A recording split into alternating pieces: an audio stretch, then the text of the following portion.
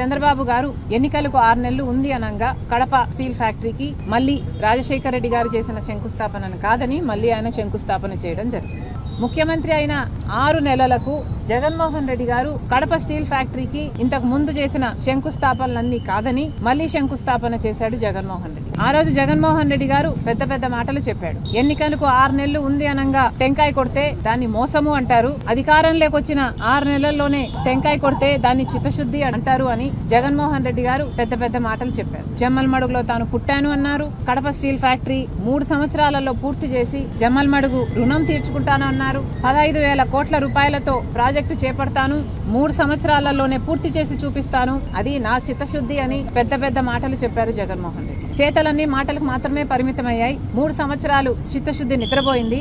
జగన్మోహన్ రెడ్డి గారు ప్లాంట్ గురించి పూర్తిగా నిర్లక్ష్యం చేశారు. ఆ ప్లాంట్ ఏమాత్రం ముందుకు కదలలేదు.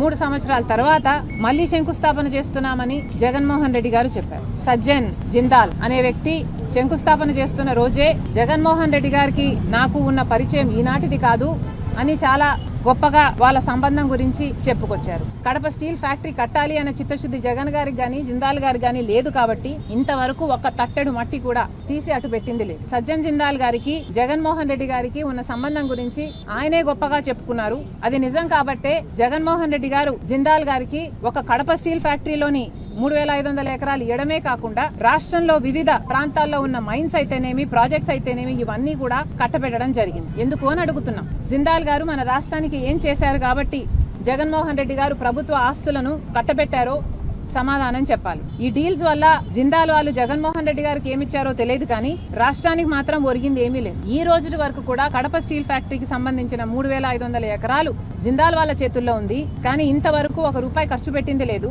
ఆ ప్రాజెక్టు ప్రారంభించింది లేదు. ఈ రోజు వరకు కూడా రాళ్లు రప్పలే కనిపిస్తాయి. ఒక ఎడారి లాగా ఉంది ఆ ప్రాంతం. మరి వీళ్ళకి చిత్తశుద్ధి ఉంది అని ఎలా చెప్పుకోగలుగుతున్నారు?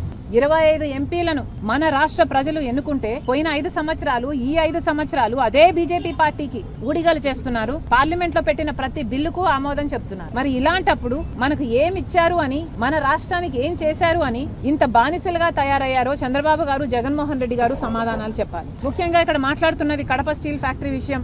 ఈ ఫ్యాక్టరీకి సంబంధించి ఇది రాజశేఖర రెడ్డి గారి కళ. ఇది ఆంధ్ర రాష్ట్ర ప్రజలకు అవసరం. కడప జిల్లా ఎడారి ప్రాంతానికి చాలా అవసరమైన ప్రాజెక్టు. ఇంతవరకు ఒక్క అడుగు కూడా ముందుకు వేయకపోగా అధికారంలోకి వచ్చిన పాలకులు అందరూ కలిపి మొక్కలోనే దీన్ని తుంచేశారు. అసలు ఇది జరుగుతుందా లేదా అన్న ప్రశ్న ఈ రోజు అందరి మనసులో మెదులుతుంది. Congress party Kadapa steel factory Rajasekhara Reddy గారి కళ కాబట్టి కడప స్టీల్ ఫ్యాక్టరీ విభజన హక్కుల్లో యూపీఏ ప్రభుత్వం కాంగ్రెస్ పార్టీ ఆంధ్ర రాష్ట్ర ప్రజలకు ఇచ్చిన హక్కు కాబట్టి Congress party Kadapa steel factory కోసం కొట్లాడతాము అని ఈ రోజు మరొకసారి ప్రజలకు చెప్తున్నాం. కలెక్టర్ గారికి మెమరాండం ఇవ్వడం జరిగింది. ఆయనను కూడా యూనియన్ గవర్నమెంట్ కి చంద్రబాబు గారికి ముఖ్యమంత్రికి మీద ప్రెషర్ పెట్టి ఎలాగైనా దీన్ని సాధ్యం చేసుకురావాలి అని ఆయనను కోరడం జరిగింది. ఆయన కూడా ఆయనకు చేతనైనంత చేస్తాను అని మాటిచ్చారు. కాంగ్రెస్ పార్టీ తరఫున మేము ఈ ప్రాజెక్టును వదిలిపెట్టేది లేదు. ఈ ప్రాజెక్టు కోసం ఉద్యమించాల్సి వస్తే మేము ఉద్యమించడానికి కూడా సిద్ధం. ధర్నాలు చేసైనా సరే, దీక్షలు చేసైనా సరే, ప్రాణాలకు తెగించైనా సరే కడప స్టీల్ ఫ్యాక్టరీ సాధించుకుంటాం.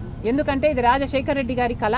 ఇది ఆంధ్ర రాష్ట్ర ప్రజల హక్కు. మరొకసారి కేంద్ర ప్రభుత్వానికి రాష్ట్ర ప్రభుత్వానికి అల్టిమేటం ఇస్తున్నాం. కడప స్టీల్ ఫ్యాక్టరీ పట్ల చేసిన నిర్లక్ష్యం చాలు. ఇప్పుడైనా స్పందించాలి, కార్యాచరణ ప్రకటించాలి. ఈ ప్రాజెక్టు టేక్ ఆఫ్ కావాలి. అవ్వకపోతే కాంగ్రెస్ పార్టీ దీని ఒక ఉద్యమంగా చేపడుతుంది. ఎందాకైనా పోరాడతామని కడప ప్రజలకు, ఆంధ్ర రాష్ట్ర ప్రజలకు కాంగ్రెస్ పార్టీ మాటిస్తుంది.